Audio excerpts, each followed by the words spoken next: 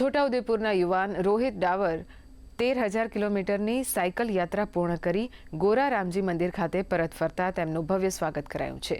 Fit India મૂવમેન્ટથી પ્રેરિત થઈ રોહિતે 6 એપ્રિલના રોજ આ સાયકલ યાત્રા શરૂ કરી હતી।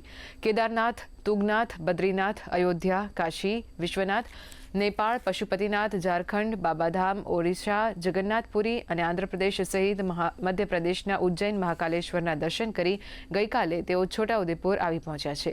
ગોરારામજી મંદિરના મહંત જ્યોતિશ્વર દાસજી મહારાજ તેમજ સનાતન ધર્મ પ્રેમીઓએ તેમનું ભવ્ય સ્વાગત કર્યું હતું।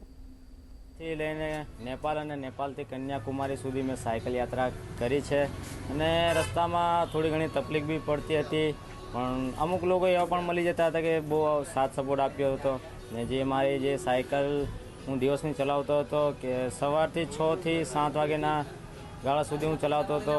આપણા ગુજરાતને ગર્વની વાત છે, આપણા છોટાઉદેપુરને ગર્વની વાત છે કે આ ઉંમરમાં આ છોકરાએ કમસે કમ 12 જ્યોતિર્લિંગ માટે પ્રયાસ કર્યા। એ બહુ મહત્વની વાત છે। આવાવાળા જનરેશન હિન્દુત્વ માટે, સનાતન ધર્મ માટે એ જાગૃતિ उत्पन्न थाय एमना माटे ए छोकराने प्रयास बहुत सराहनीय है।